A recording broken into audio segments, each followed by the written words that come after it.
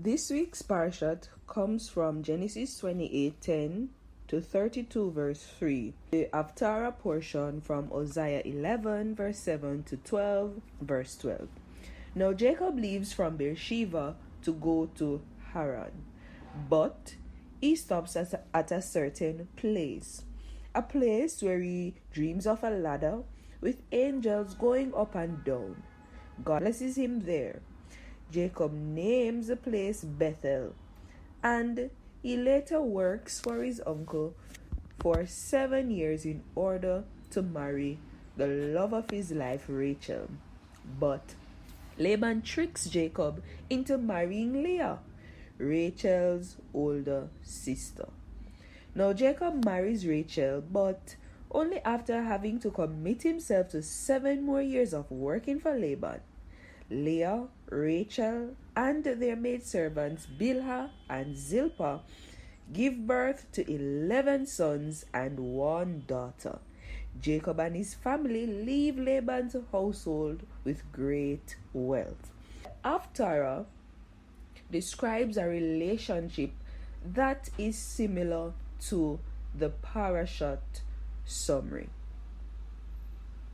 Verse 1 of the Haftarah describes Jacob's journey to Aram in search of a wife. However, the connection is much more profound, as free will creations or decisions force God to adjust events so that destiny is best accomplished. What can we learn from this week's parashat?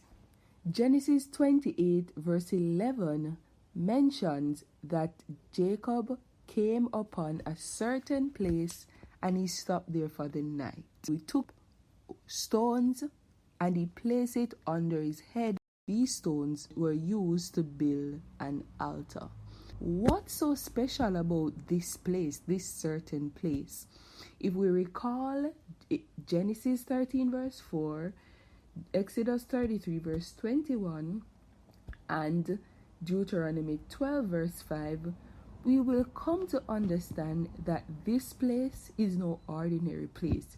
This place is where God established his name. At this place, there were different supernatural encounters.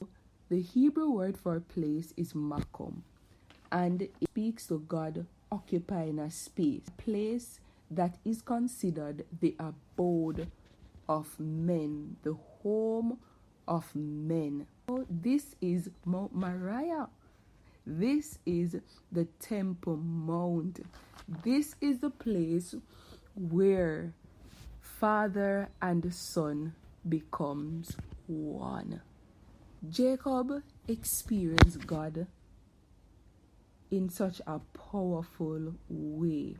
God reminded him of the covenant that the 12 tribes of Israel will come through you, and you will establish the nation of Israel. You will inherit this land, this place. Stones represent the cornerstone.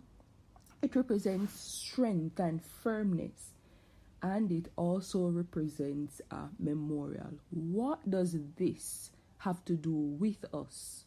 Remember, we are created in the image and likeness of God, and we are a part of the covenant. Jacob built an altar to show the world that this is the place God placed his name. We, friends, bear the name of God, which means we are God's witnesses here on earth. Within us is truth. But after Jacob awoke from his sleep, the stones that he lay his head on, he used to build the altar. The stones, in a prophetic sense, were used to build the house of God, God's dwelling place. God has placed his truth in us. The question is, what are you building with his truth? Blessings.